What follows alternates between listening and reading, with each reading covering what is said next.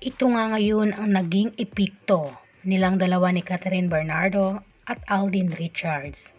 Talagang sobra-sobra na. Ito nga ang buong detalye, alamin natin kung ano nga ba o gaano kalaki ang epekto na ito ng Catden.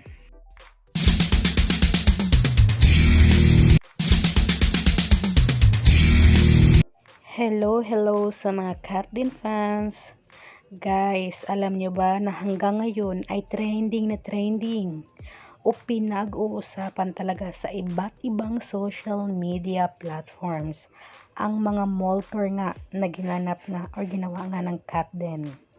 Kahapon lamang ay pa-south nga sila, dito nga sila sa Cavite. Una nga silang nag-moltor, nag-show kung saan ay sa SM Bacoor.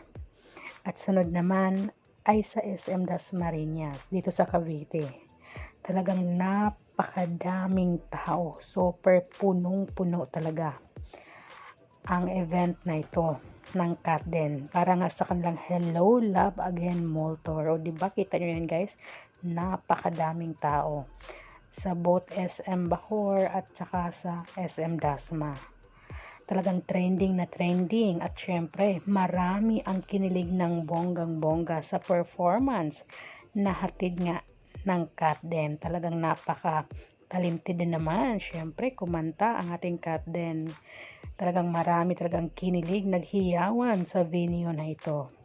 At syempre guys, super daming tao. Ganito kalaki ang epekto na hatid ng Catden. Talagang nakuha nila ang mga puso ng mga netizens. Sobrang daming nagmamahal sa kanila. Super duper talaga.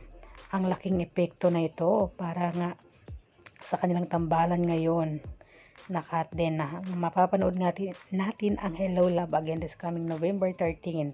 Kaya sigurado akong marami ang manonood at sold out uli ang mga sinihan. O diba? Kaya blockbuster na naman ito. Marami talagang nagmamahal sa Catden. Talagang ang epekto ng Catden na napakalaki. Marami ang nagmamahal sa kanila. Kaya kita nyo naman super puno ng mga malls kahit saan sila nag-motor. Talagang dinadayo pa ng mga malalayong lugar para lamang masilayan si Alden at si Catherine. Kaya super nakaka-touch talaga, lalong-lalo na sa mga taong nagmamahal sa kanilang dalawa.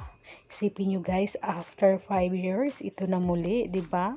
Ang pamoltor na ito ng Catden para sa promotion nga ng Hello Love Again this coming November 13. Kaya abang-abang na kayo guys.